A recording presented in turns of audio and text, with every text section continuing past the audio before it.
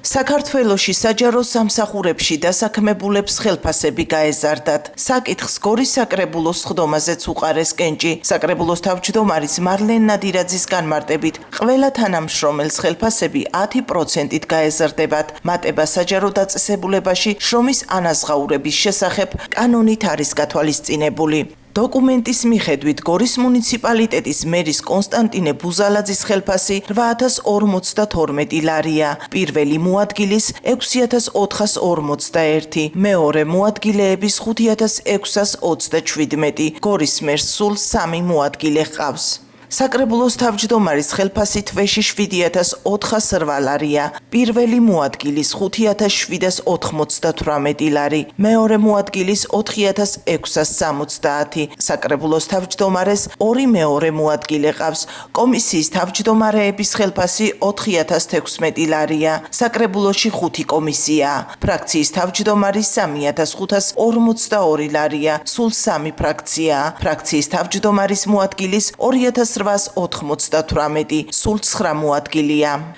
საკრებულოს აპარატის უფროსის 3,795 ლარი. პირველი და მეორე საკითხი ეხებოდა მერის და შესაბამისად შემდგომ საკრებულოს თანამდებობის პირთა და თანამშრომელთა თანამდებობის სარგებლობის საკითხს, იცით რომ სახელმწიფოს პოლიტიკა, მათ შორის მხარდაჭერილია მუნიციპალიტეტების მხრიდან, რომ საჯარო სამსახურებში კიდევ გრძელდება თანამდებობის სარგებლობის და 10%-ით და ზუსტად ამას შეეხებოდა. არ გაზრდილა არსად არც შტატი, არც რამე ისეთი რადიკალური ცვლილებები ეხებოდა მხოლოდ იმ 10%-იან ზრდას და საკრებულომ რა თქმა უნდა ხარი დაუჭირა პირველ რიგში ჩვენს რიგით თანამშრომლებს, რომელიც დიდი არმია, რომლებიც გულითადად შრომობენ იმ საჭიროებებისთვის, რაც მუნიციპალიტეტის ორგანოებმა, მერიამ და საკრებულომ განახორციელონ უამრავი პროექტი ჩვენი მოსახლეობის სასიკეთოდ და იმ თანამშრომლებით, რომლებიც ისევ ჩვენი ქალაქის და ჩვენი სოფლების